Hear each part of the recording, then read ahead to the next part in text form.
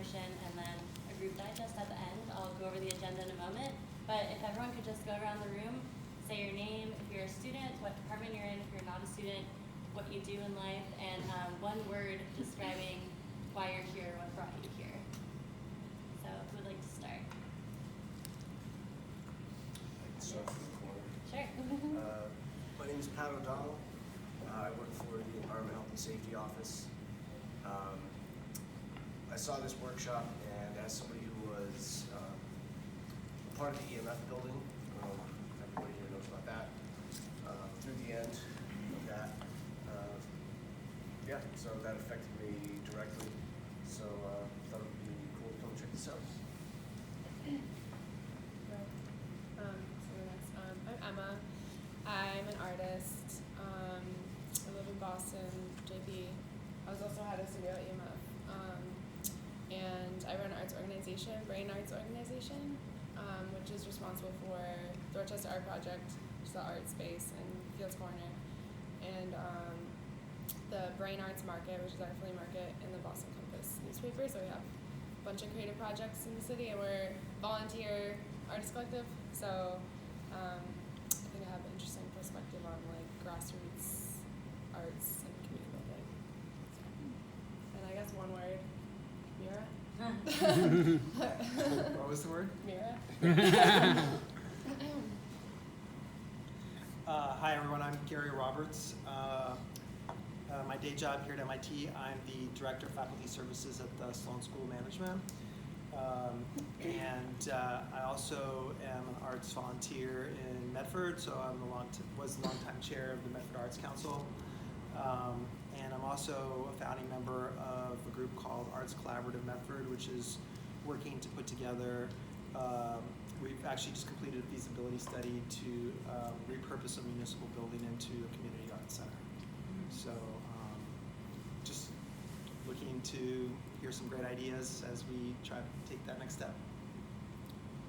Hi, I'm Randall Thurston. I'm an artist who lives and works in Somerville at the Brick Bottom Artist Building. I'm a founding member of that building, and I thought I would talk a little bit today about the transition for how that building came about, and then also the virtual impossibility for it to happen today, given the cost of real estate. I'm also really interested in public art that enters a common space and whose voice gets heard for that. And I'm here because I'm here. Quentin Zondervan, Cambridge City Councilor.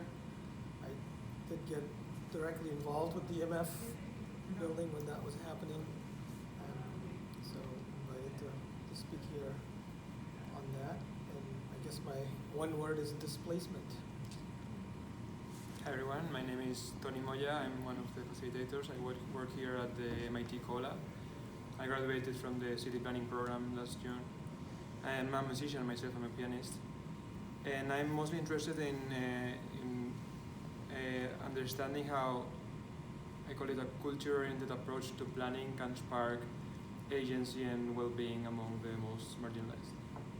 And my word would be, say, also Mira, maybe. I'm Gregory Jenkinson with the Somerville Arts Council,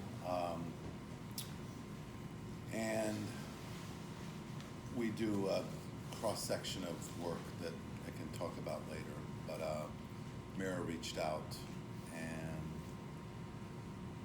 my current word probably right now on my mind lately is zoning and developers.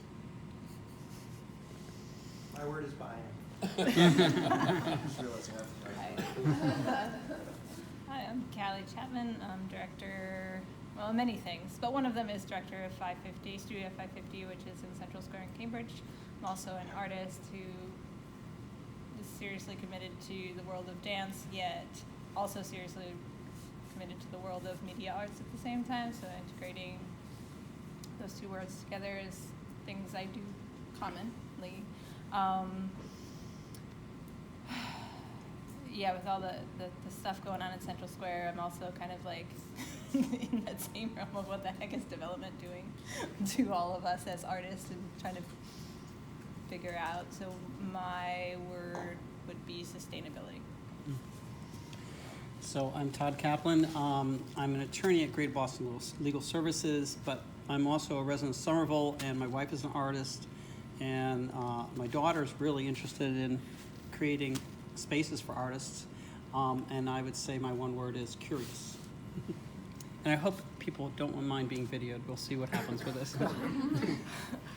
My name is Artemisia. I'm a junior at Wellesley College, and I'm studying media arts and sciences, which is studio art and computer science. And I just saw this on the IFU website and thought it sounded interesting, so I'm here. Hi, I'm Angela. I'm a senior at Wellesley College, also studying media arts and sciences, and minoring in environmental studies. And I've been interested in urban planning and particularly how that affects artists. And I myself am a dancer, and I like to paint as well. So, yeah, my word is, I guess, vitality. Hi, I'm Josie Thaddeus-Jones. I'm a freelance writer and journalist, mostly focusing on art and culture. Previously in Berlin, I recently moved to Boston, so I'm very interested in what the scene is like here, and I guess my word is research. Hi everyone, I'm Mira. You've probably talked to me, or if not, I am the organizer of this workshop today. I'm from Somerville and kind of grew up knowing places like Mix-It, which Richard will speak about, and Brick Bottom, and now kind of thinking a lot about artist displacement and eviction and how feasible or infeasible those types of live workspaces are and what other models there are that exist. And I'm really interested in hearing different perspectives so we can all kind of see what solutions we think about and then try to figure out some proposals and connect with communities and get people together like we're doing today. So this is hopefully the start of something further with that. So the speakers introduce themselves. Richard, you came in. I'm happy to see you. Can Richard do his little Yeah, spiel? Richard, do you want to introduce yourself? And Sure. Oh, I'm sorry. It's all right. Yes, no, you and then Richard. Okay. All right. I'm Priscilla Burlingham, and I have been living and working at the Fenway Studios over here in Boston for 50 years in the same studio space. And I just want to say one thing. It was a building where you were first allowed to live where you work. And I know some other wonderful places have come up where that's allowed too, but the security of having that for an artist is wonderful.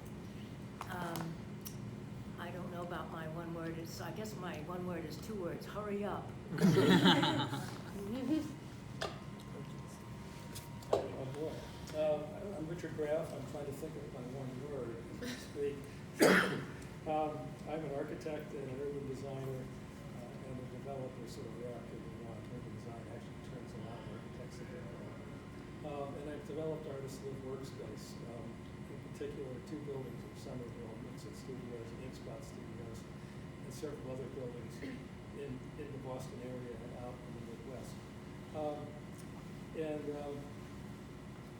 I find it a challenge always to develop real estate that doesn't meet the quote highest and best use criteria from a financial standpoint, but it's a vital thing to do.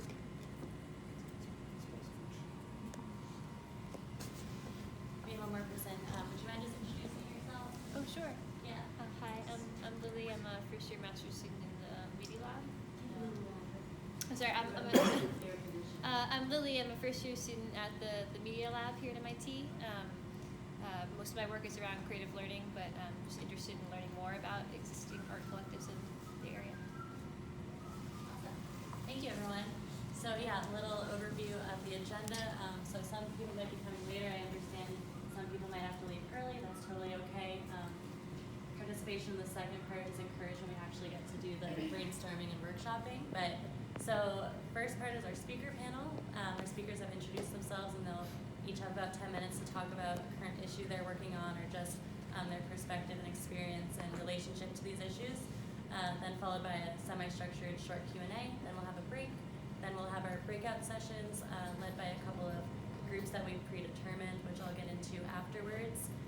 Short presentations following, just so we can all kind of talk about what we created together, and no pressure. It's just talking through ideas, not to be stressful. And then finally a group wrap up where we'll think about themes that we all touched on and kind of put these things into more concrete words. And then I'm hoping afterwards to take a lot of these ideas, synthesize them, create sort of a white paper document to then be distributed to community partners.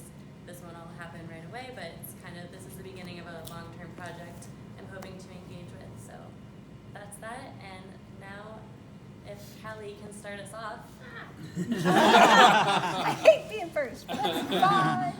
I'm gonna actually appear on some notes because sometimes I have a little stage fright, but I'm a performer, so that's weird.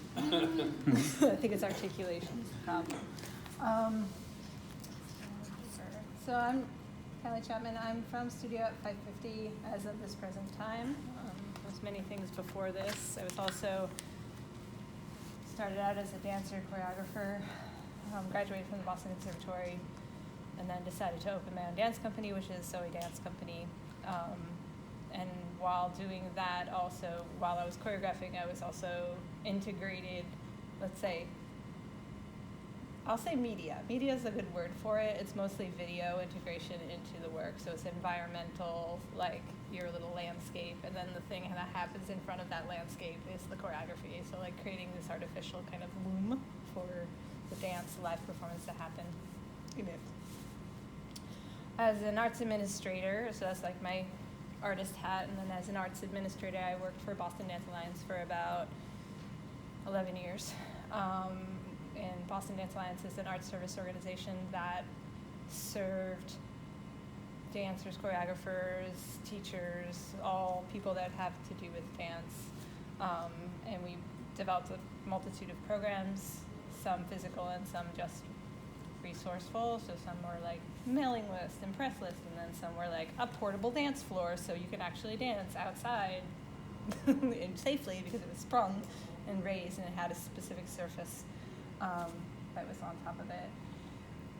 And after BDA, I kind of like was freelancing arts administration. That's kind of a strange thing. I was volunteering at various organizations, kind of helping develop websites and programs, and ended up opening up my own studio, which is Studio 550, which ended up being right next to the dance complex. So you have the dance complex, which is this large organization, and then you have this other space, which was 3 floors up. It was a box, 32 feet by 34 feet, and I decided to make it a multidisciplinary space so that dance could be enabled inside of it by providing the resources necessary for that. So you have like a Marley floor that's there are mirrors there, and you have bars if you want to do some ballet. But then I was like, well, why are we charging people different rates depending on the discipline they're doing? Because some organizations do that because of their mission. So like Dance Complex and formerly Green Street would charge different prices for different types of arts to happen in the space because their mission was for just dance. So I was like, let's change this a bit and say, dance is possible here, but you don't have to do dance to use this space at this price. So you can come with your trumpet and do that, and you're gonna pay the same as a dance artist as well. And in addition to that, we have like multiple programs that help facilitate arts creation. One program I had was called the Art Lab, and I brought together 5 artists of different disciplines. They met on a Wednesday for 3 hours, and each week, each artist from different disciplines would lead something. It didn't matter what it was, workshop or like, let's play with this or whatever, and then at the end result, we kind of culminated into, okay, let's show and tell what we've done. And it was like the most amazing experience that I experienced there.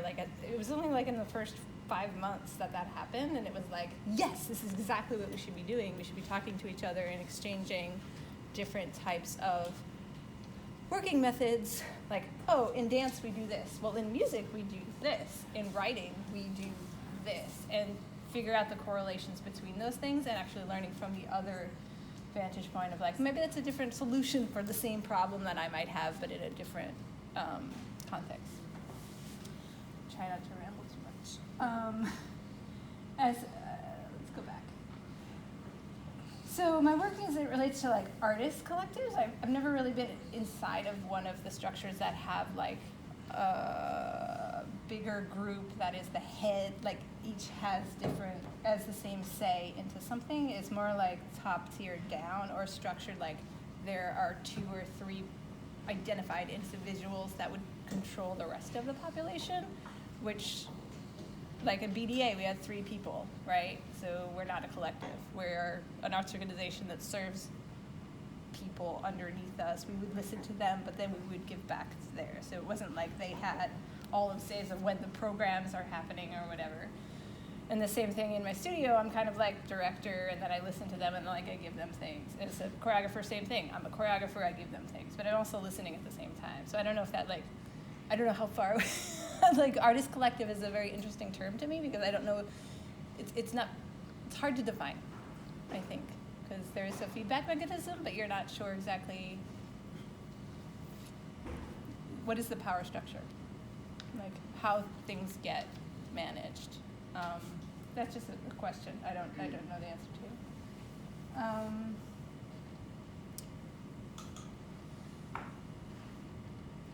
I kind of wanted to talk a little bit about, I mean, my main focus right now, I'm in Central Square. I'm in this strange space that was enabled by past generations. They set it up. So before I was in the space, Boston Dance Company was there. They were there for 20 years. They did ballet, they did some nutcrackers. They ended up like not really having to rent the space to other artists. They could be there as a ballet company and have classes themselves and have rehearsals, and that's all they needed to do to survive. Like just did their thing. They didn't have to create other revenue to come into it. Which is interesting. And then I popped into the space and I'm like, oh, whoa, the rent just went up like a lot, like a lot. So now I have to figure out different kinds of mechanisms to feed that. So what can I do? Like how, I can't get any more from the artists. They can't give any more. So like what other things can we do to be creative about the revenue streams that are necessary to sustain something like that? Now, granted, my rent now is not at market rate, thank God, but it's under threat of a developer coming in and wanting to build micro-unit apartments. And that's scary. It's really scary. He seems like a nice guy. He seems to be very generous with his ideas. They're always nice guys. Right, always nice guys. He seems to be very generous with wanting to like help me out. God knows what that means. Like, I don't know what you're trying to do, but you're trying to kick me out nicely, is what he's trying to do. So we're in kind of like planning mode for that and trying to figure out what the future of, not the space particularly, it's mostly the people in the space. What does that look like? Like what kinds of things are options at this point? Because if you look at the architecture of Central Square as a hub, I'm going to say a hub of dance at the moment, because you have the dance complex as the center point, and then you have this other kind of existing studio that used to have ballet, but then all of a sudden has this other art forms here. So there's always like some dancing going on here, which is Studio 550 right now. And then you had Green Street, which had 3 massive studios. And Green Street just closed down. So where do the people go? Some of them came to me, but I have no space left. I have like 0 space left to give them. They don't want 10 a.m. on a Monday, really don't. They want 6 p.m. Monday through Friday. They want Saturday night. They want Sunday, all day. I can't give that because it is full. My flamenco people are very kind of like, well, I need a percussive floor, and I'm like, I don't have one, but it's wood. It should work for now. And they're like, yay, I'm gonna have class on Sunday to do what we do. But actually, Green Street had the perfect floor because it was built for that purpose. It was like the percussive floor, and it's still there, but it's not being used. So, I mean, that's currently like issues that are coming up in my environment, and I'm not even affiliated really with Green Street. I'm just kind of like, how to help out in this community. We help each other out. We figure out ideas and trying to make things happen. And yeah, it's like everybody feels like they have their hands tied, you know, and you can't do much about it. But I feel that there's a way to be creative thinkers in these problems. I feel that there's some way we can figure out leverage, working together, communicating with each other, in our different roles, not only as artists, but also, you know, city people and developers and maybe lawyers and maybe, I don't know who else to bring into that conversation. And so, but partially I'm here to kind of figure out, like, who else can I bring into this conversation that will help? Because maybe there's a way out to that. Yeah. So I'm on a cadence. Is that I don't even know what time that was. Okay. Yeah. So if there's any immediate urgent reactions to what Kelly said, there will be some time afterwards, like I said, for some Q&A, but just wanted to check in, see if anyone had any immediate responses that they'd like to say now before they forget.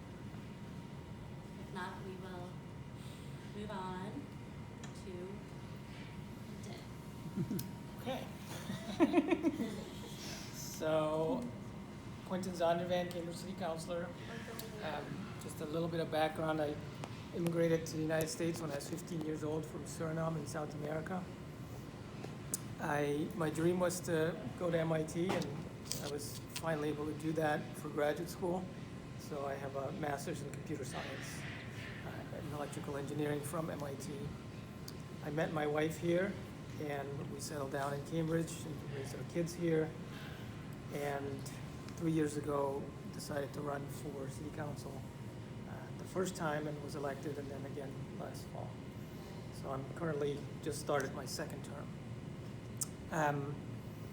So during my first term, the EMF situation blew up, and it turns out that I had taken some drumming lessons in Sorry, the building. can you, for those of us who are not totally familiar, just give a 10-second background on that? Yeah, I will. Oh, sorry. I had taken some drum lessons in the building, and so I was a little bit familiar with it. But it's this old industrial building that became an artist space, particularly around music and practicing studios, recording studios, and so on.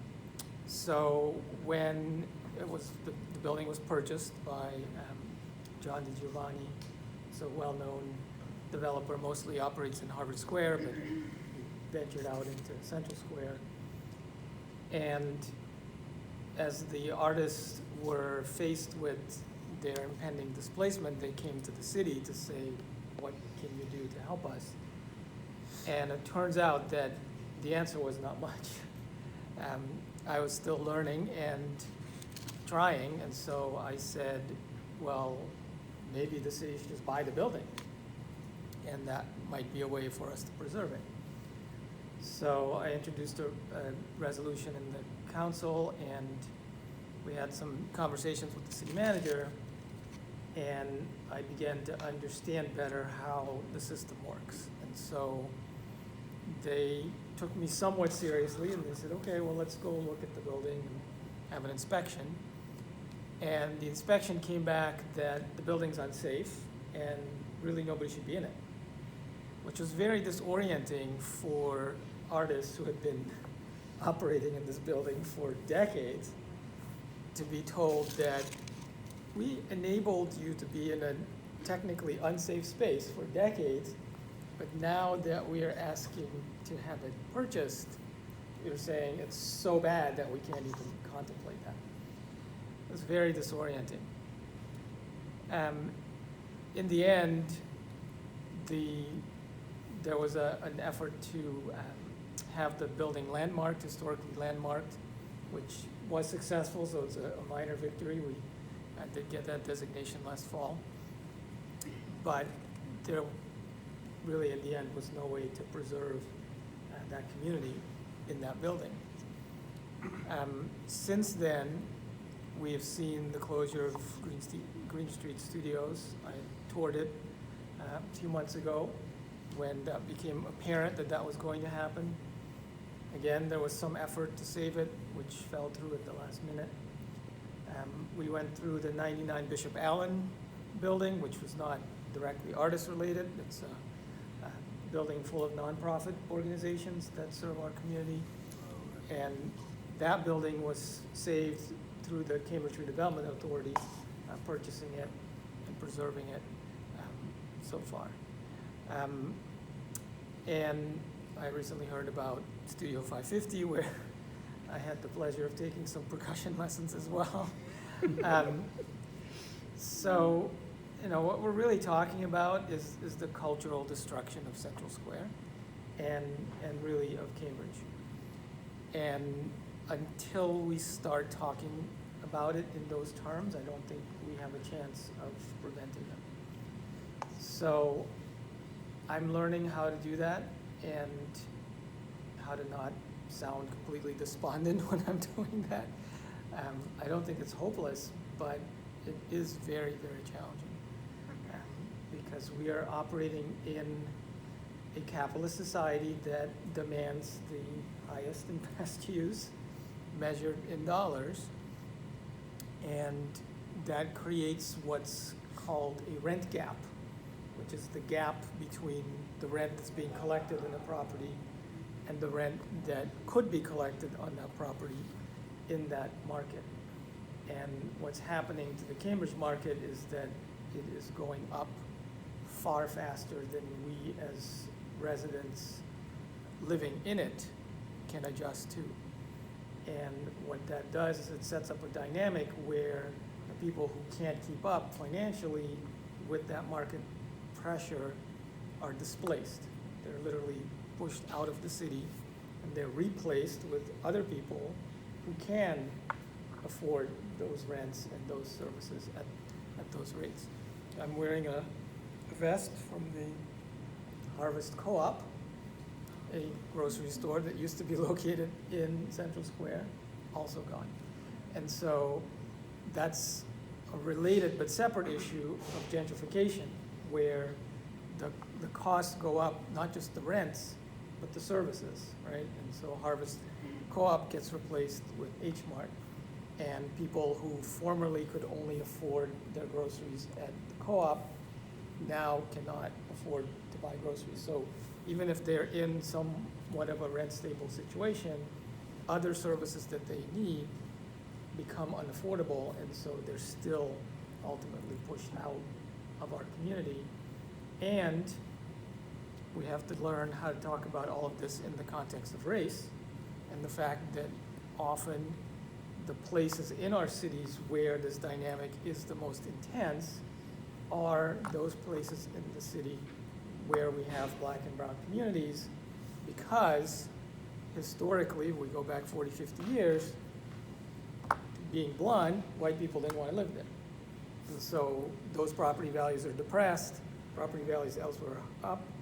Now we're seeing the sort of reverse of that dynamic, and so that focuses all of that activity into those neighborhoods and displaces those people. And so when we look at the demographics of the Port, which is the neighborhood around Central Square, just north of it, what we're seeing quite clearly in the numbers is a reduction in the Black community, increase in the white community. And we're seeing an increase in income, which doesn't mean that the people living there are making more money. It means that wealthier people are moving in, right? So how do we have that conversation in the city council, in the community? I don't know yet. I'm still learning and figuring that out. Thank you. So I'm going to go to Randall next because I think we're a little more time sensitive just in case. So let's go to you. Well, I'm really happy you actually have that slide, because that's a little bit what I'm going to talk about. I'm Randall. I'm from Somerset, Massachusetts, which is about 50 miles south of here. I did my undergraduate work at what is now the University of Massachusetts at Dartmouth. When I was a full-time student there, the tuition was $300 a year. In 1979, I moved up to Boston and got into the master's program that's run by the Joint Museum School Tufts University program.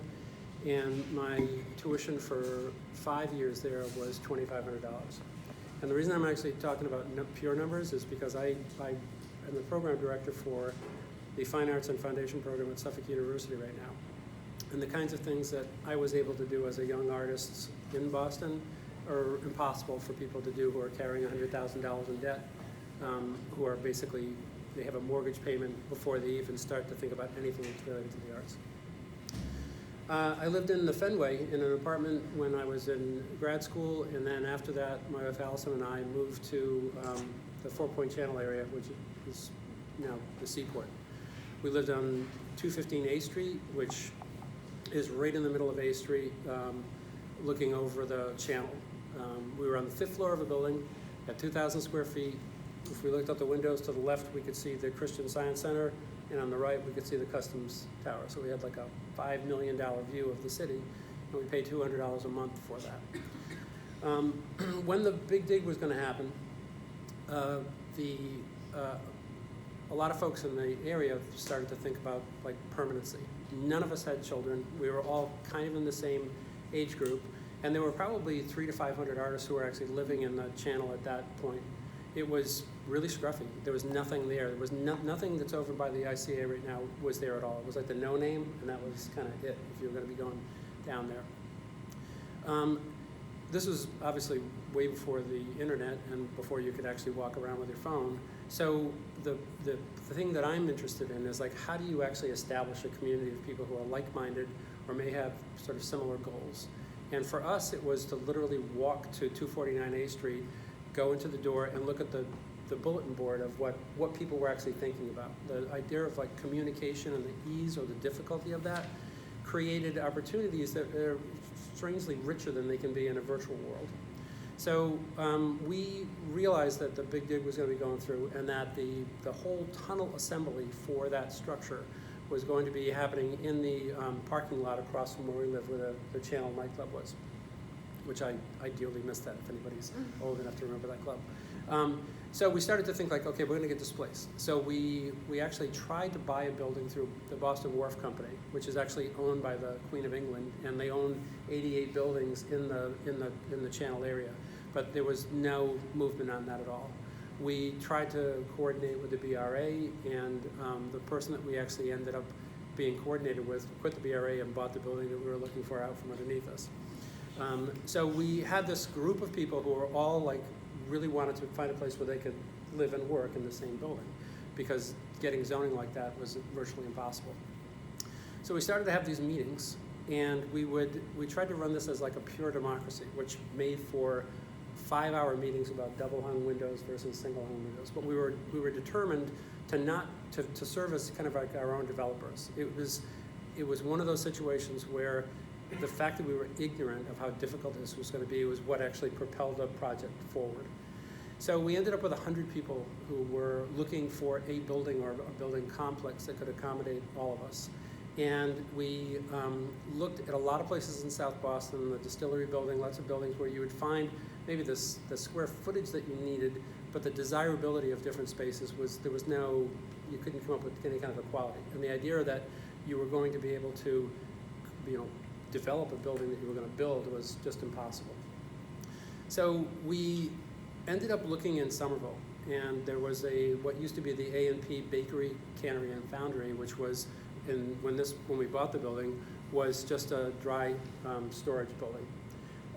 And then we engaged on this kind of weird scheme where all of us, 100 of us, put in $1,000, and nobody had any money at that point. And we used that $100,000 to take out a loan on a building that was, the selling price was $2.3 million. And then we used the perceived value of that in order to secure the development loan for $13 million.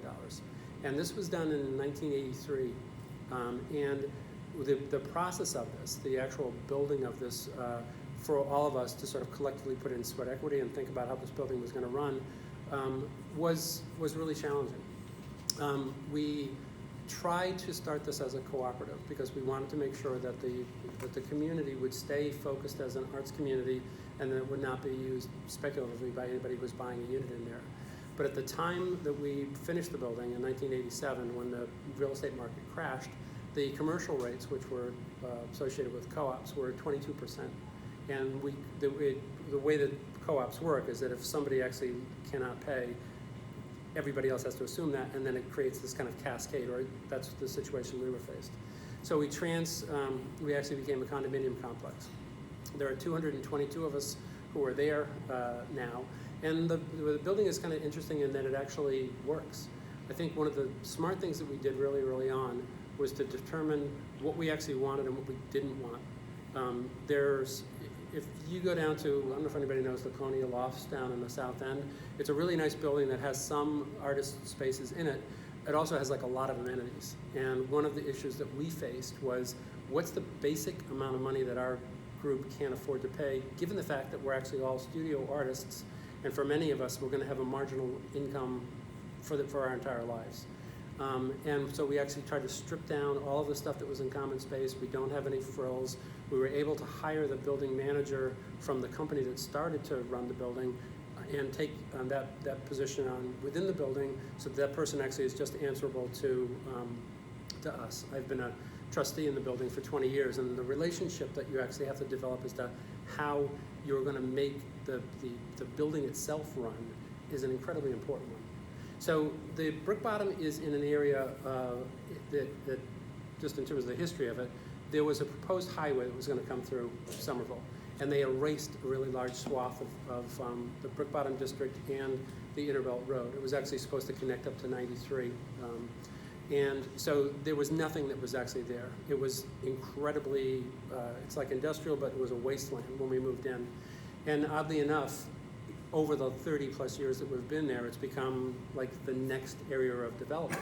It's fascinating to watch things like Union Square that are going to be unrecognizable in 10 years and realize that there's a big impact on our building as well. When we moved in, there were like, nobody had kids. And one of the things that we actually realized after we got there was like, uh-oh. So we had this like mini population explosion. I mean, like, I know Mira because our kids went to school together. And then you have to think like, okay, how do we as a community that is not just isolated unto itself, how do we actually interact with the larger community that we're living in and try to develop a mutually beneficial relationship? And then, because of the fact that there's very little green space around it, the building has always been really trying to advocate for, a greater sense of environment in the surrounding area. Now, so that's my story of like how that thing came about, and for the most part, it's actually worked for us.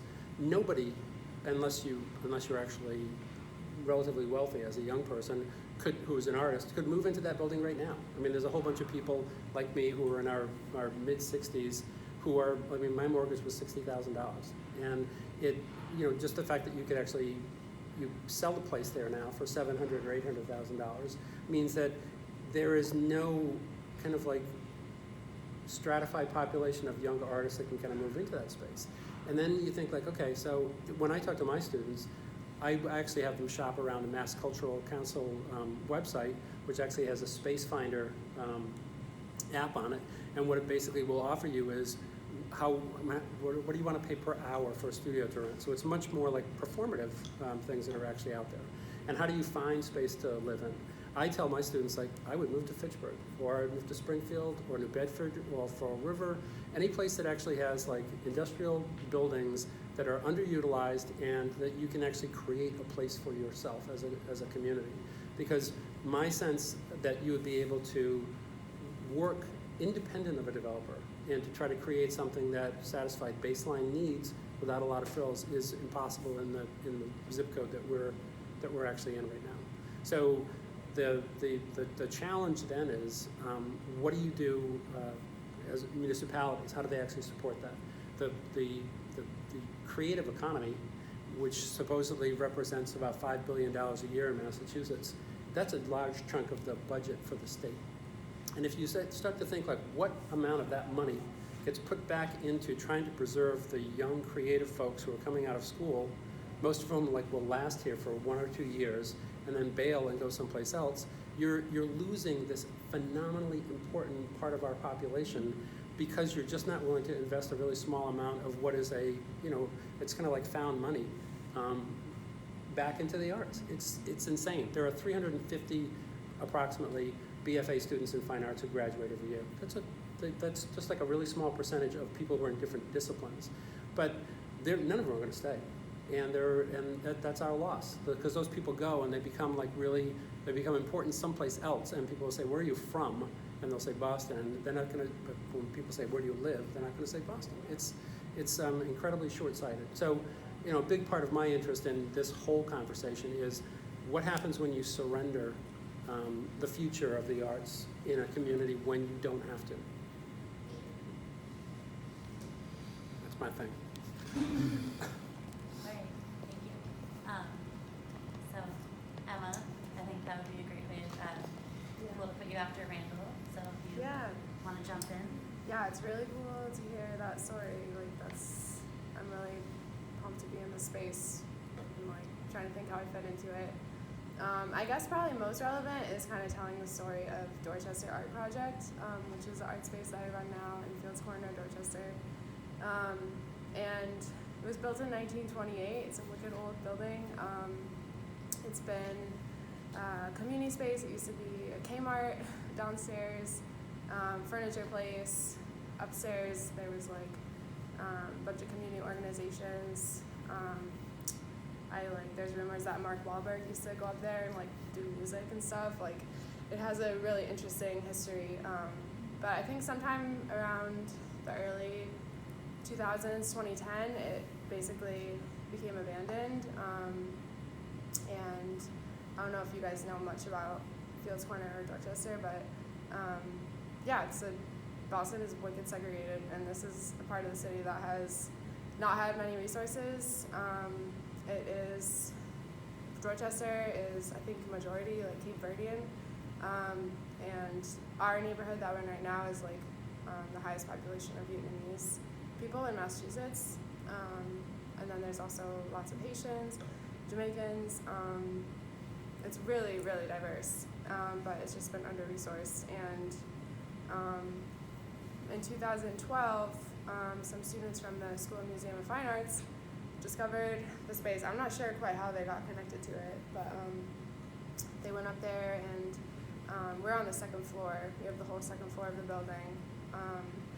And they converted it into art space for like a senior project, essentially. So they took out the carpet, they took out the trash, they laid down plywood, they brought in gallery walls from the DeCordova. Like, it's really kind of a cool resource. And the way the space functioned for a while was there were 14 studios, and those studios paid the rent of the space, and whoever was collecting the rent and kind of managing the space got a free studio. So there was no money to be had, but there was space, and they did that for 2012 to 2017, 18, which is when we became involved. But yeah, I mean, I don't want to ever, I think they did amazing work there, but I think just based on who they were, none of them were from Dorchester. It was entirely white people. I think there was one tenant who was a person of color. I think it really raises an interesting part of the conversation that I feel like we don't talk about a lot in these meetings, which is that artists actively, well, maybe not actively, but sometimes passively, just by living their life, contribute to gentrification. And I don't think it's anyone's fault, but that was basically a situation that we landed in as our nonprofit, and we're taking over operations at this place, an extremely diverse neighborhood. We're a majority white organization.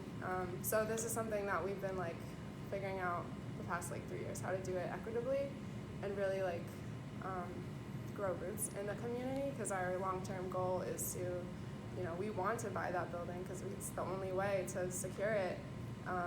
So how are we going to do that and not displace other people, or not bring in resources that then displace other people?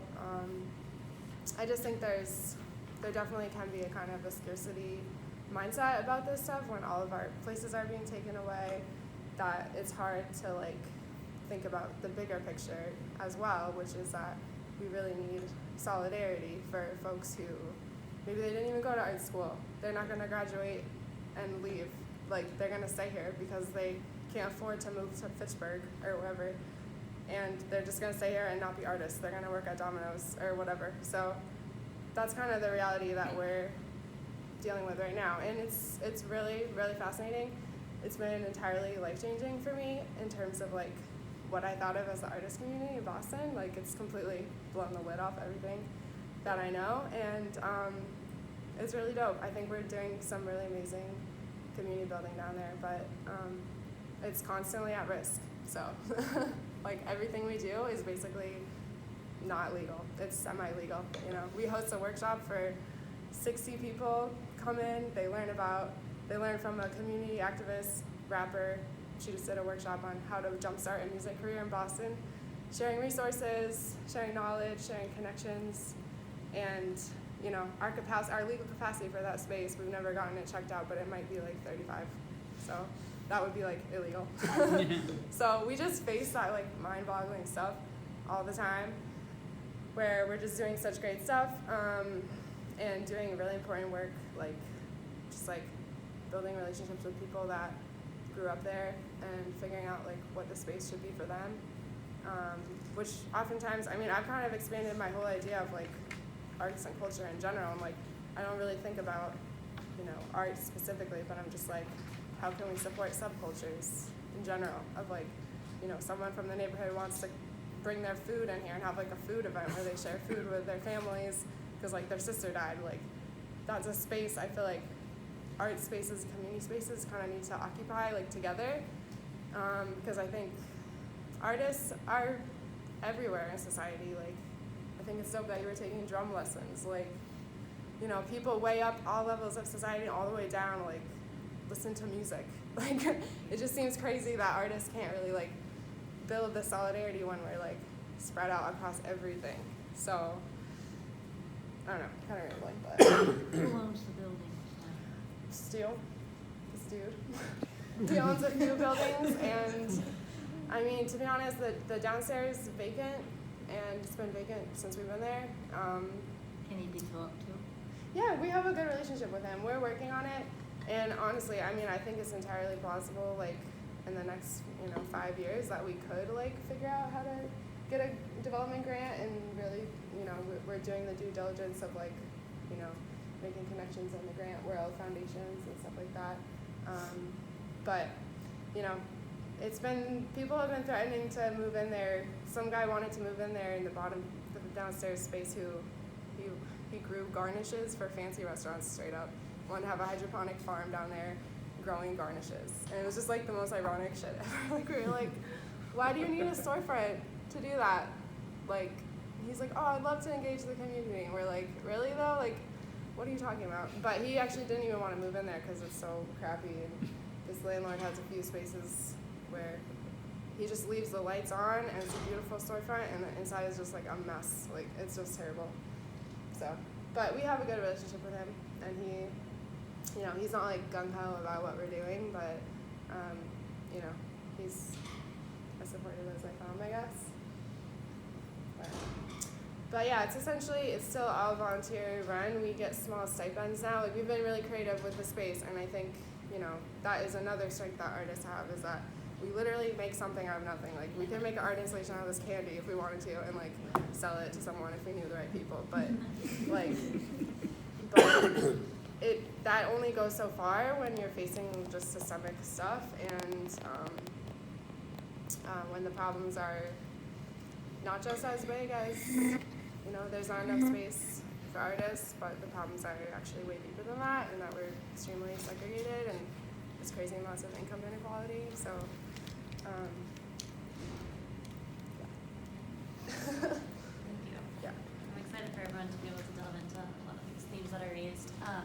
So next, we'll have 2 more speakers. Thanks. We have food after and coffee, a little break time after the questions, but we'll see if we can do a check-in, see how people are feeling. So, Richard, I'd love to hear from you. Okay. The beginning of the course of events that got me to this room today, I guess, was being told by a girl I was dancing with at a mixer dance at Rutgers University that if I wanted to go to architecture school, I should go to Cooper Union in New York City, which I'd never heard of course, and I don't know if any of you have, but it was my introduction at Cooper Union to the world of Lower Manhattan in the late 1960s and the early 1970s. And we were in a virtual sea of lofts from 8th Street in Manhattan down to Wall Street, just hundreds and hundreds of inexpensive lofts. And there was this sort of ecology of the art world which had developed there at that point, in this fertile territory where the rent was cheap and the regulations were few and far between. And you could pretty much do what you wanted in gobs of space. And I think that actually was the genesis and the culture of the idea of art space. And what art space is typically considered as sort of surplus space that artists occupy, which is priced below market. That's typical. There's some new art spaces built, but even when the new art space is built, it typically sort of traps along those lines in the way it's designed and the way it feels. But the beginning of my career my career was sort of in architecture, and then it slipped into real estate development via a graduate degree in urban design. But sort of on the side, friends of mine and my wife needed a place, wanted a live-work building. So we looked around in Somerville and found a building at 32 Clifton Street, which became Mixit Studios, and still is Mixit Studios to this day. And we developed it in a cooperative group way, and it's run as a co-op and owned as a co-op. And people think you're crazy when you develop a building and don't make a profit on it. Following that, I personally bought a lot, kitty corner across the street, where a building had burnt down, and paid market rate for the lot, but then built Inkspot Studios, which was a 6-unit live-work building, which is some of you may know of. Also built on the idea that nobody was going to make a profit except the guy who sold the vacant lot in that case. And through doing projects like that, and also much larger commercial real estate projects for a firm I worked for, renovating really huge loft buildings, I got a call from the Mass Cultural Council to see if I would be interested in working with them in the brand new Artist Link program, which was being started and ran for a number of years. It's still sort of going. The objective of that was to go throughout the entire state and help people put together art projects. So we got a very large scale look at the art space situation in the state and helped a lot of arts projects come about. And there's really nothing magic about art space projects. To a large extent, as I've said, they're sort of fed by below market real estate often. But we found that we could really help people get things going and work throughout the state.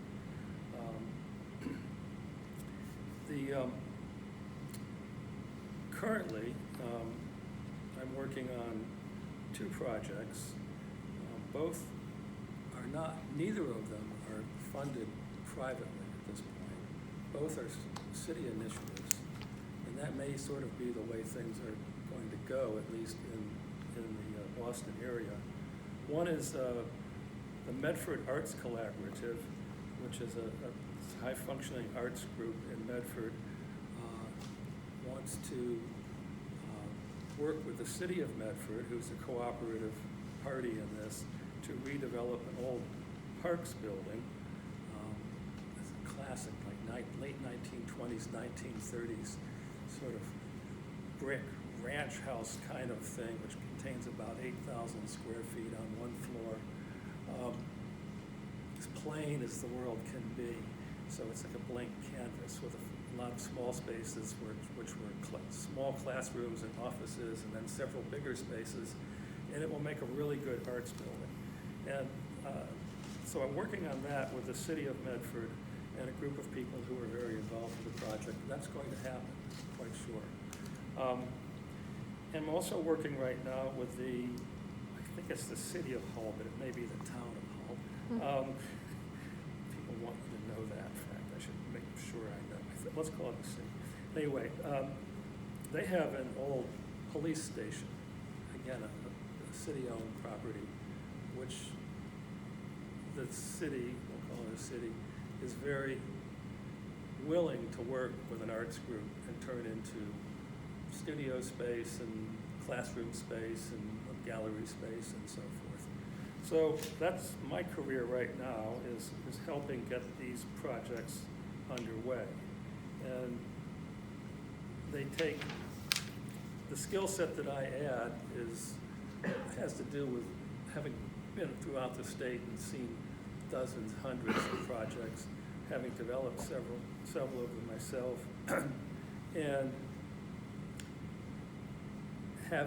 one of the things in my career that I've done is to teach real estate development at the grad school of design at Harvard for a number of years. So I had to come up with a way of sort of organizing things. And I help the proponents of these projects realize that they have to deal with money, they have to deal with regulations, they have to deal with their market, and they have to deal with design and construction all at the same time in an organized way. So that's kind of been my participation in the subject this conference is about. Has to do a lot with just helping people get organized and think through all the various things that have to be thought about simultaneously in an interactive way to get it going. In the cruder world, it's called real estate development. So that's what I do these days in life. Thank you. So now our final speaker and presenter will be Greg. So you can take it away. So I work for the Somerville Arts Council, which in terms of similar to Cambridge, with the Cambridge Arts Council. So I mean, obviously we have strong mayor sense of government. It's a little different than Cambridge. So I serve at the discretion of the mayor. And I bring that up only in the sense of we're a department head, or I'm a department head. So to couch it in the complexities of politics is kind of key. I mean, if you know anything about the Somerville Arts Council, I mean, we do a range of things. We have a LCC grant program, like a lot of councils do. We do a ton of events. We've had a cultural economic development initiative that in a lot of ways I think is about the work that we're doing, coming here, that we started in 2005 in Union Square when there really wasn't much happening in Union Square. And to the mayor's credit, sort of saying, how can we utilize the arts community to sort of activate this area? And I bring that up only because the idea of sort of cultural economic development as both a monkey that the state has pushed for 15 years, or nationally as a trend, using that type of term. I mean, it works. So to a certain extent, the level of work that we initially started doing there, it was always about sort of how do you structure programming to both serve the artist as well as to hopefully, work within a community about activating a space, serving both those artists, but yet at the same time activating and the neighborhood and the community and the residents here, come to that. Personally, I have a background in anthropology and folklore, so it's really not design, it's not fine art. So I do think that my own perspective is always looking at existing assets within a community. And in terms of Union Square, I mean, the one thing that we understood was, even though it was sort of the poor stepchild to Davis Square, or to, Somerville doesn't have a downtown, or it doesn't even really have the same type of square network that Cambridge has. It's always had, for better or for worse, sort of the perspective of Slummerville and, you know, all of that. But, you know, obviously why there's so many artists there, point blank, is because it was cheap to live, and, you know, years and years ago, a confluence of, you know, what was happening down at Fort Point in Boston, Cambridge, you know, rescinding rent control, and the Red Line coming up to Davis, I think created this fascinating synergy of what happened in Somerville in the 80s, which is a whole other long-winded story. But out of that, it doesn't mean that at the same time, I mean, the energy, like, to talk about Somerville and its relationship of buildings and people it is fascinating. You know, zoning in terms of artist live work zoning actually was created to help enable Brick Bottom in its existence, because in the past you couldn't have residential, you know, living in an IA zone, industrial zone. So Somerville had a kind of foresight in that type of perspective. But to come back to Union Square in terms of the near future of 15 years ago, what we started trying to do is, you know, show or highlight the existing assets within that square, giving artists, you know, a physical space to perform. And it wasn't a physical building, it was plazas, streets, parks, partnerships with local businesses that obviously, you know, had a mutual you know, desire to activate their own business and to bring in new customers. We started doing sort of market tours and highlighting international food markets where we're bringing in, point blank, you know, nice suburban white folks to come into the city to say, you know, here's a Bengali market, here's a Guatemalan market, here's an Indian market, here's this. And to sort of create this spectrum of saying this is the wealth of what our, you know, this neighborhood is about. At the same time, you know, we enabled ourselves within DPW and within parks planning to talk about, you know, street furniture as it relates to, you know, mobility and relates to, you know, city services in terms of, you know, that type of work, and how can we utilize the arts community to build those benches instead of buying black benches. And go on down the list of, again, looking at government and its relationship to what it does to serve people. And for me to keep thinking about, you know, how do you integrate the arts and that creative community as it relates to what folks do really well, but into those existing services and into that existing pot of money. You know, government, you know, is the largest sort of, you know, financial industry in a lot of communities. So, and I've always sort of known that or thought of that. At the same time, too, we were looking at zoning, and we started realizing that zoning was really key as well in terms of me learning more about zoning and understanding zoning, truth be told, as it relates to Brick Bottom or a lot of these buildings. I think Somerville, in a way, we're fortunate in that between, you know, a number of mayors, point blank, between Gene Broom, who helped with the Brick Bottom community in the 80s, to, you know, Capuano, to, there's always been this attitude of like, you know, let's do it. At the same time, the spectrum of politics and money is always in play with no matter who the politician is. But I will give, you know, a huge amount of credit to local government to sort of say, why don't we just let this happen? We don't need to be in the way of it. So in Somerville, there is this level of laissez-faire at times. And what I'm trying to always balance is how much do we allow that laissez-faire situation to say, we've got plenty of buildings that are under code.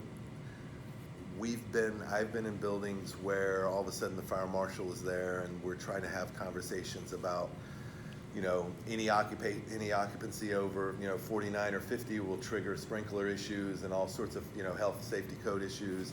How do we determine, you know, can that little small 1,200 square foot space, you know, can we legally say she can only have 49, and that way we don't have to. So it's that constant kind of negotiation, and I think that the one thing that we've done, or at least I feel good about, is that for me to be there to kind of to negotiate and to play a buffer to all of this, and to understand that, you know, somebody in fire prevention has their job, or somebody in the planning board or zoning board has their job. And truth be told, to try to figure out how to extract out of that. I feel like we've done a good job at that. We were, I think, you know, one of the first folks to try to put through an arts overlay district in Union Square that happened before the crash of you know, the early 2000s or mid 2000s. And trying to figure out, if we create an arts overlay, if you know that the development is coming, how can you incentivize arts-related development as it relates to an existing monetary highest and best use that you know is going to happen? Out of that, even though by the time it got passed, it did do a couple of things. It created a precedent for how we can look at zoning as it relates to cultural spaces. They're finally, coming out of the recession, the Millbrook building was created out of that because of inclusionary at 15% in Somerville. This is before we're, you know, pushing it up to 20. We also got 5% of artist use in there. So we actually have 5 deeded affordable live workspaces in that building. It's not a huge amount, but it did set a precedent. The other thing with zoning in Union Square too is that it was one of the first things that we did was looking at issues of parking. Parking is constantly an issue as it relates to zoning. That if somebody did an arts-related use there, they didn't trigger parking requirements, so you wouldn't have to, you know. I mean, those two little tiny subtle things of trying to chip away and figure out how to make these spaces a little bit easier for cultural space development, I feel like we've constantly been involved with. Rapidly come up to this current situation, as you all know. I mean, Union Square is going through a massive redevelopment. All of eastern Somerville, I would say East Cambridge as well, that whole area between, you know, the rivers, so to speak. It's a blanket canvas, and it's even more so in Somerville because of the prior industrial, you know, kind of area, but the proximity to MIT, right? The proximity to hospitals, the proximity to all of this. I mean, you know, it seems like a world apart, but I can, you know, walk here in 20 minutes. That pressure is insurmountable. The one thing that we've done with the planning department, with the community, is that George Preokis, who was a planner, and now he's the head of, you know, all of OSPCD, which is, you know, handling zoning, planning, parks development, mobility, all of that, who's been here a while as well, is that he jokes that, oh, we should just turn the whole city into an arts overlay district. Well, to a certain extent, we did in these transformative districts. So the zoning just passed form-based zoning, which is all the trend and all the rage, to help, without getting caught up in all of that, about alleviating issues of variances, trying to make sure that development forms and rights are understood by both a developer or a homeowner, or, you know, can you put a dormer on here or not put a dormer on here? Everything was variance-based. So if you're a staff, if you're a government, and all you're doing with development is everything is a variance on whatever type of development is, it's a nightmare. It's a nightmare for staff, it's a nightmare for residents, it's a nightmare for everyone. So to a certain extent, and understand where form-based zoning comes in place. The dilemma with form-based zoning, the pros and cons of form-based zoning, is that you'll say in a transformative district that you have X number of uses that are allowed. Now, depending on what kind of X uses you put in that bucket, it could be fairly broad. So right now, with this new zoning, which, you know, I'm a part of, we've been involved with it, within certain districts, there is a 5%, and even one overlay district has a 10% cultural arts set aside. The complexity of it is multiple, and this is what we're trying to deal with right now, is does that 5 or 10% make sense to create a community? It may not, it may be too small. All the developers, and they're coming to me constantly, they want the arts community to activate their new development, by far. They want that. We know that. The question and the complexity of all this is, what does that community get back in return, point blank? We also created what's called a fabrication district that ostensibly was created to help protect certain buildings, whether it's Joy Street, Brick Bottom area, Artist Asylum area. Go down the list of all these areas. Vernon Street is a huge issue where there's probably 300, 350 units. We have a lot of industrial buildings, much like any other community that's on a railroad track. They'd say it. That's where, commerce worked, and we have railroad tracks running right through our city, and everywhere there's railroad tracks, you're going to find industrial buildings. It's not rocket science to figure that out. The biggest issue is that even by creating this fabrication district, which reduces the type of use, there's still pressure. And what we also just recently found out is that Joy Street Studios went up on a private market, and the complexity even for a councilor or even city government is how property gets exchanged. It's not exchanged through MLS, folks. You don't know when a property's up for sale, whether it's an EMF building or whether it's any commercial building.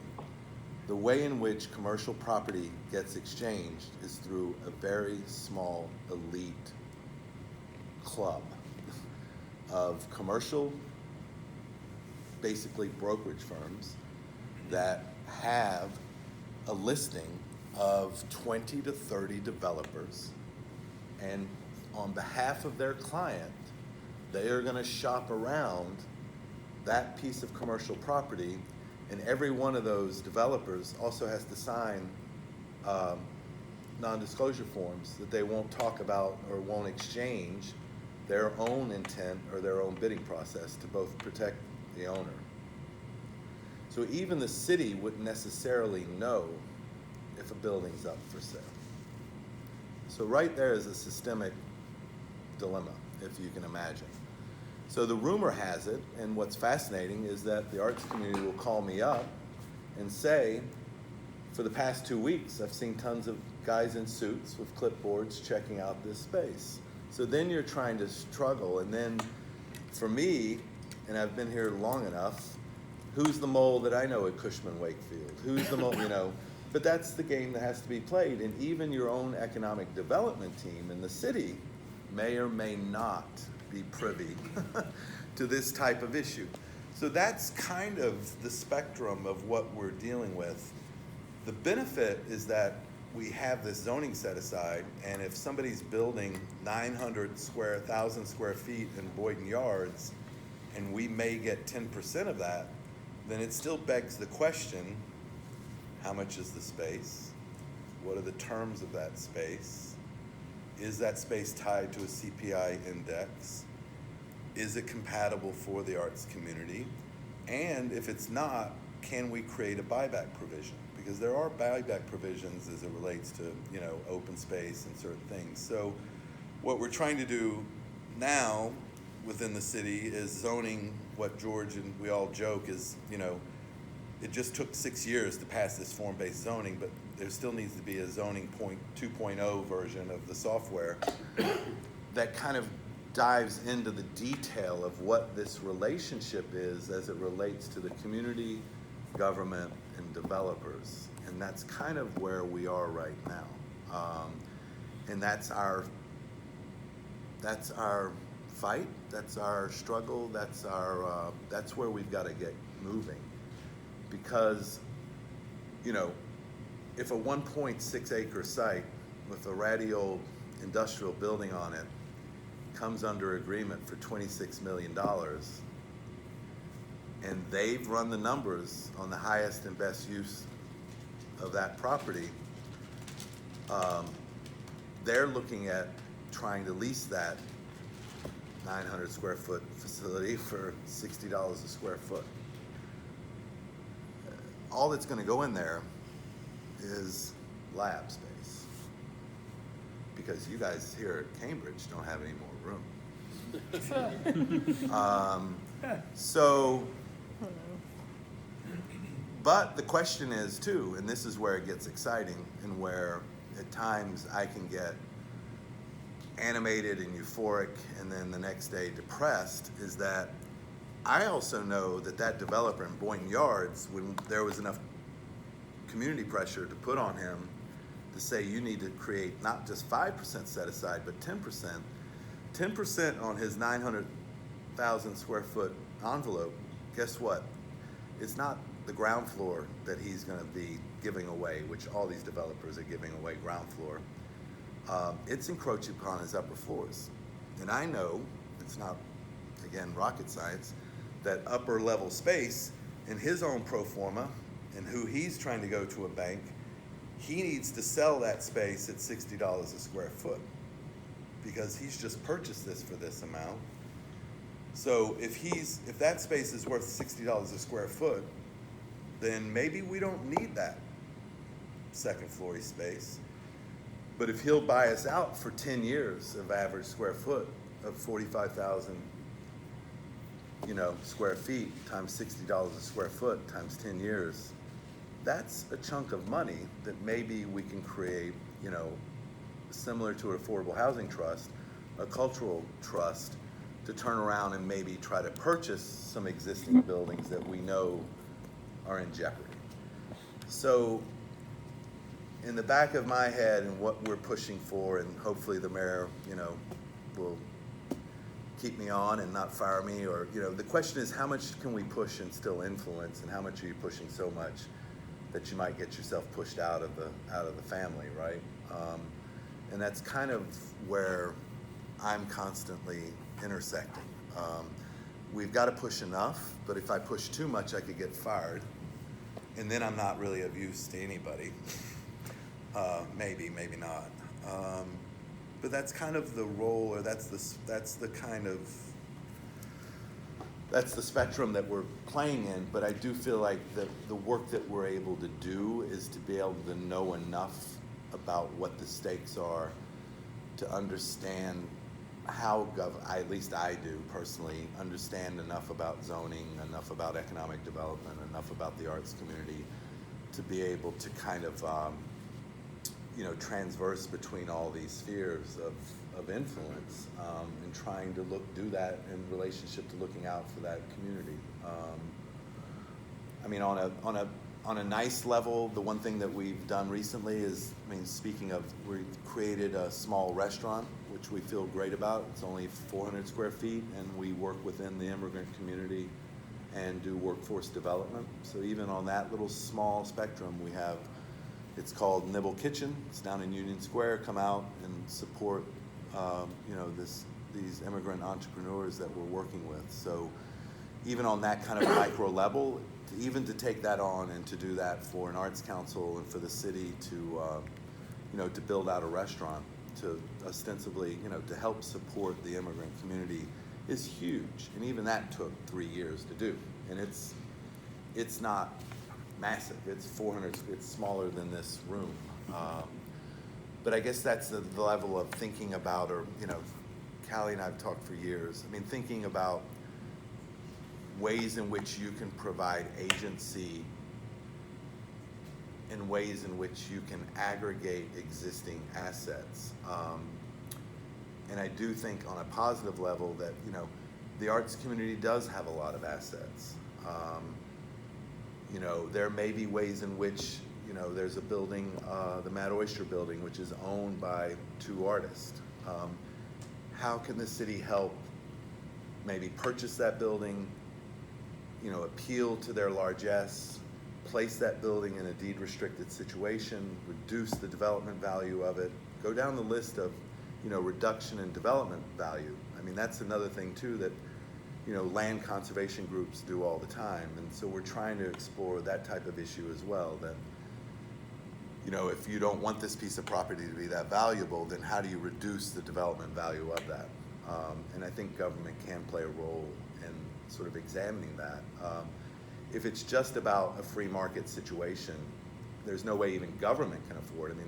We have this inclusionary housing and affordable trust. They can't even find places to buy, because they can't even compete. So it's, on the one hand, it's exciting. On the one hand, it is incredibly overwhelming, and at times it can be depressing, but I do believe, you know, like a lot of folks, that, you know, collectively the arts community has a lot of assets, and the question is, how do you aggregate those assets for the common good? And that's kind of, you know, that's kind of where I am operating, to tell you the truth. So yeah, we just heard a lot of really different perspectives, really interesting ideas. We'll be able to break soon. If anyone has to head out, no worries. So just wanted to see, we've had a lot to absorb. What are some immediate responses or questions people have?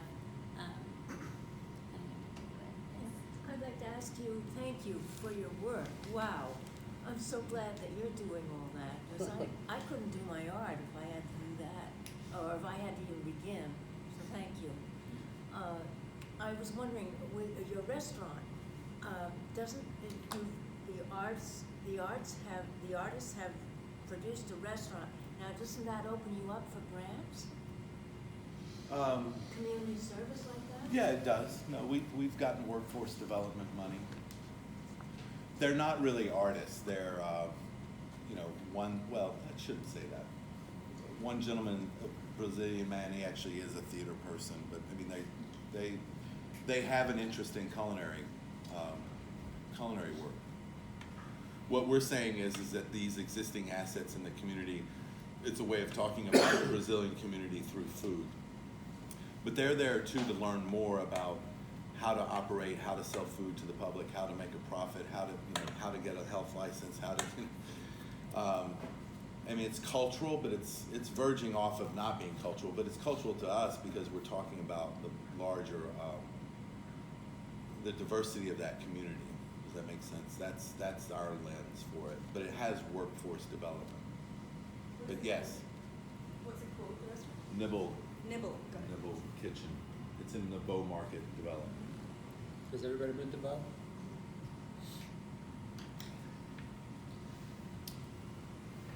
I have a sort of question for everybody in the room about audiences and you know, that side of the equation and what trends you're seeing or what needs to be done to bring them together with the artists in these communities. I have a connection with the Society of Arts and Crafts, which is the oldest nonprofit in America for crafts, and we just recently announced last week that we're basically shuttering our space in the Seaport after only 3 years. And it's a very long story, but the basic problem maybe with that particular location is that nobody's walking in the door. And I'm just wondering in terms of, you know, obviously focused on the artist's needs, but what else needs to be done to make sure that there's cultivation of audiences and that the spaces are enabling that connection? I have some guys, I've been ruminating on this myself because I'm a performing artist and we always need audience to come and see us. Like, that's the thing. I think it's a multifaceted problem. One is, you know, the little thing that you have in your pocket called a phone, right? There's instant gratification with that a lot. Like you order on Amazon to get stuff. You can also access performing arts on your phone as well. So I think that's, I mean, people who seek live performance or tangible goods or like to go out into the community to actually touch and feel and experience these things, they still exist, but it's also being kind of like spread out to this replacement, or like it's not really a replacement, but people perceive it as a replacement of this thing we have, whether it be a screen on your computer or like actually on your phone. And then on the opposite side of that, of like marketing, so like marketing our art, how do we actually talk about it? Because it's like this overload of information that people are actually receiving. We'll say the phone again because that's like primarily, posters are good, but you have to walk out into the world to see posters. But like trying to market in the social media world or in email lists or whatever else, or buying advertisements, there's just an overwhelming cascade of information that information that you consume every day. And like, for instance, we had a community meeting, right? Had a community meeting. I invited as many people as I could. I sent them 3 emails. I posted on Instagram twice and did a Facebook event and sent it out to like 400 people. After the meeting, one guy was complaining. He was like, I didn't even receive that. And I was like, oh yeah? You did twice. I know it because I saw that you read it, because you opened it in my MailChimp. I totally got that. But he didn't process. It was not processing the information. So that's like the problem, but I think the solution, one is that I've been thinking about a lot with the dance community, and you can probably translate, or one of the solutions, because there's always many, is to kind of bind together either to make an identity or kind of like a brand that's identifiable, that's strong enough to actually hold people's attention for long. If we do it individually, it's going to be scattered. If we do it collectively, it's going to be a little bit more focused and a little bit more hard edge. You can do it by getting the middleman, which is in performing arts sense, it's like the presenter role to do that for you. But dance, we just have a problem where we don't have any presenters anymore. There's like 1, maybe 2, like that's it. So we have to be our own presenters. If we collectively kind of make that brand and be our own presenters in the marketing sense, we have a little bit more chance of reaching out to, you know, our prospective audience, which could be, you know, people that we know, but hopefully people that we don't know. That's the goal. It's like people beyond our circles. I don't know. That's just an opinion, and I don't know how you can translate that, but. I think that the city of Somerville does a really great job in terms of like how your audience is going to access whatever you're presenting, and it's problematic in the Seaport in terms of like people who are like, it's a lot of that space is sort of interstitial now, but it's not. You can land someplace, but there's a lot of time moving from one place to another, and there's no place to stop. If you look at like the Fluff Fest or Honk, those are things that like they're magnets for activity that is necessarily collective, and the people who are actually there are all kind of like invested in that group space. And one of the issues with, and how the Seaport has been sort of like designed but not designed is to really impede the desire to stop anywhere. Like you have to go someplace. It's not. There's no journey there. It was kind of interesting with the Lawn D that there was an opportunity to create that kind of playground, which is useful, but it's making sure that your audience is like really invested in going to the place where you're providing something. I think is one thing. The other thing is, there is this seismic shift that's going on in the visual arts that my students they're not interested in galleries. Because almost all of them are running their identity off of an Instagram opportunity. So it like virtual communication, or like even the idea that people pay attention to the multiple times that they're actually contacted about everything, it's a really different world, which is why I think that it's super analog and very, very old-fashioned, but the street festival is, like, in many ways, I think, the best opportunity we have. And one thing that you actually talked about in terms of, this is sort of like a sideways thing, the arts, the way that people actually look at the arts in Boston is like, or in Massachusetts or anywhere in the country, is like a really white experience. And it is a space-intensive profession to go into. So you're necessarily like requiring something that's like not the footprint that I'm in right now, but it's actually a lot bigger. And when we actually talk about like art collectives or like the needs of artists and things like that, one thing that actually needs to get overlaid with all of this is like the economic justice around space availability for everybody, and most of which is actually not rooted in the white community. It's actually a much broader conversation. It needs necessarily to be integrated into all of this stuff. Yeah, I think the example of the Seaport kind of brings up a really interesting contrast between someplace like Seaport and someplace like Somerville, which you described has this like really deep history of like artists living there, and there's just so many creative people there. Whereas like when I think of the Seaport, I basically think of it as like a clean slate, where like there is nothing. Like I'm not surprised that you weren't able to find an audience there.